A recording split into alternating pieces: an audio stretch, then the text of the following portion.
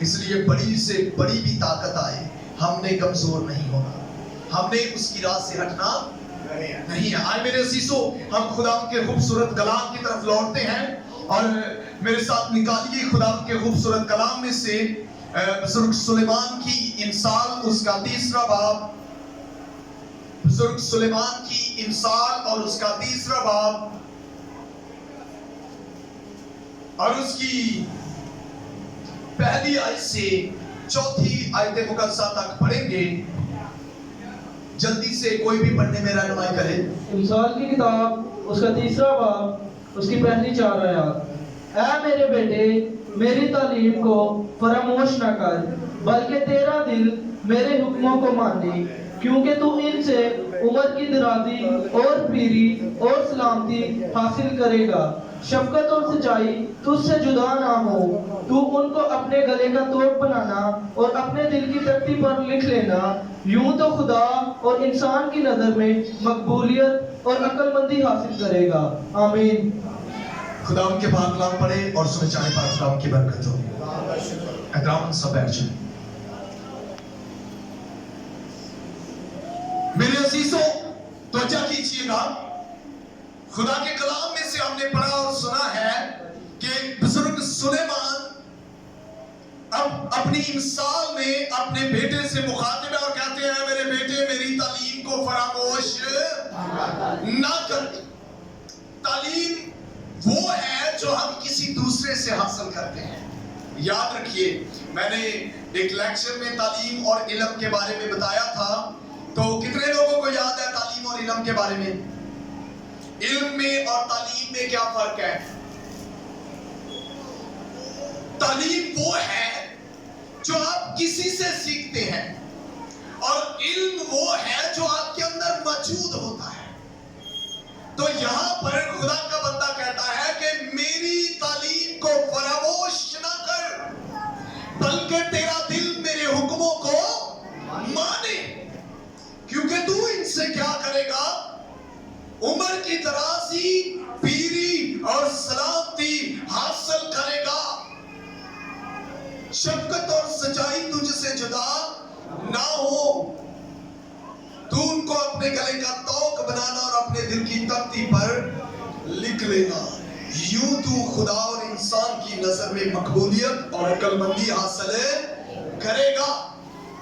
تو میرے عزیزوں, آج جو خدا ہمیں سکھانا چاہتا ہے وہ ہے کہ ہم عقل مندی اور مقبولیت کیسے حاصل کر سکتے ہیں.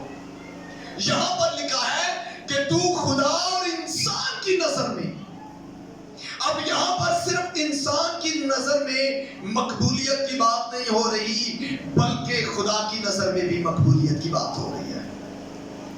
تو خدا کا کلام کہتا ہے کہ اگر تو میری تعلیم پر عمل کرے گا اور دل سے میرے حکموں کو مانے گا, جیسے کہ استثناء کی کتاب میں لکھا ہے کہ تو جان فشانی سے میرے حکموں کو مانے, تو میں تجھے برکت دوں گا, میں تجھے سرفراز کروں گا اور تو مبارک ہوگا. کیسے؟ جب تو جان فشانی سے میرے حکموں کو مانے گا. اور یہاں پر لکھا ہے کہ تو انسان, خدا اور انسان کی نظر میں مقبولیت اور عقل مندی حاصل کرے گا. ہم نے نہ صرف انسانوں کی نظر میں بلکہ خدا کی نظر میں بھی مقبول ہونا ہے.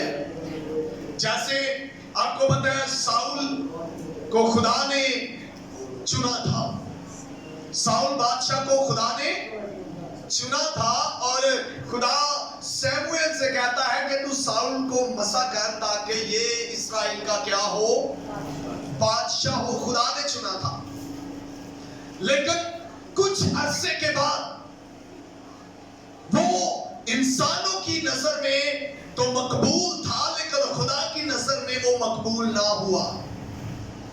خدا کی نظر میں وہ قابل تعریف نہ ہوا. تو بائبل کہتی ہے کہ خدا نے سیموئیل سے کہا کہ جا اور داؤد کو مسا کر, یسی کے بیٹے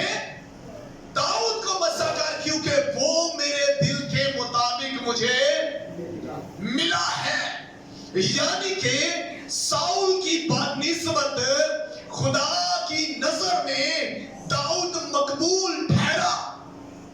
और दाऊद मकबूल क्यों ठहरा?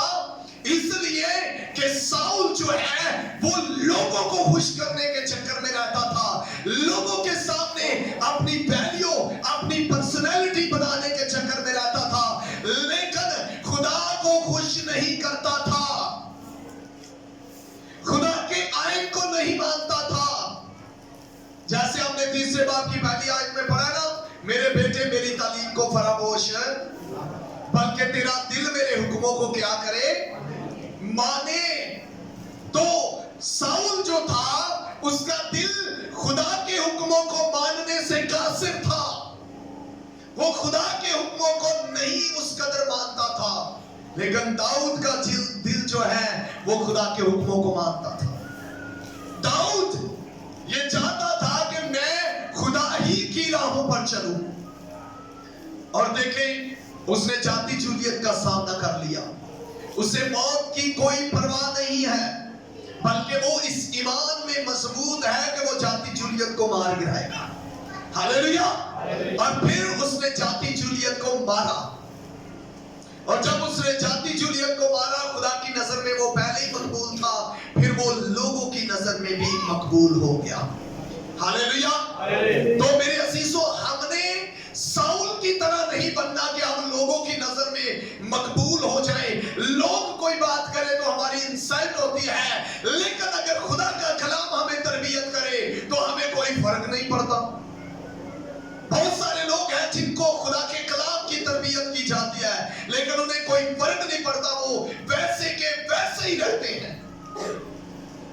लेकिन अगर कोई बात करे तो वो जरूर अपना रंग बदलते हैं, अपना तरीका बदल देते हैं, अपने अल्फाज बदल देते हैं अगर कोई इंसान बात करे, लेकिन खुदा के आयन की उनको परवाह नहीं होती। मेरे अजीजों, यही चीज साउल के अंदर थी। उसे खुदा के हुक्म की परवाह ना रही, बल्कि वो दुनिया को खुश करने के चक्कर में लग गया, लोगों को दिखाने के लिए कि लोगों को पता चले कि मैं कितनी कुर्बानियां देता हूं, मैं कितनी मेहनत करता हूं।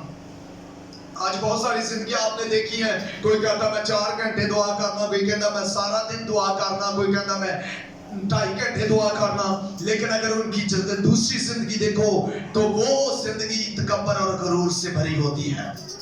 उनकी जिंदगी के अंदर खुदा का खौफ, खुदा के आयन नहीं होते, आजिज़ी नहीं होती। तो अगर हम चाहते हैं कि हम खुदा और इंसान दोनों की नजर में मकबूल हो जाएं, तो मेरे अजीजों, खुदा के कलाम को अपने दिल में रख लें। बुजुर्ग दाऊद कहते हैं, मैंने तेरे कलाम को अपने दिल में रख लिया है ताकि तेरे खिलाफ गुनाह ना करूं। तो उसके कलाम को, उसके आयन को अपने दिल में रख लें। जैसे सुलेमान फरमाते हैं कि तेरा दिल मेरे हुक्मों को माने, और अगर हमारे दिल के अंदर खुदा का कलाम होगा तो हम उसके हुक्मों को भी मानेंगे।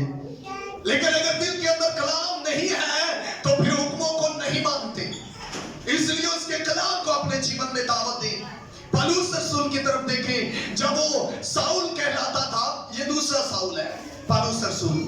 तो ये साउल, ये नए नामे का जदीद का साउल है, और साउल बादशाह जिसकी बात दाऊद के साथ अटैच हो रही है, वो जदीद अतीक यानी कि पुराने नामे का साउल है।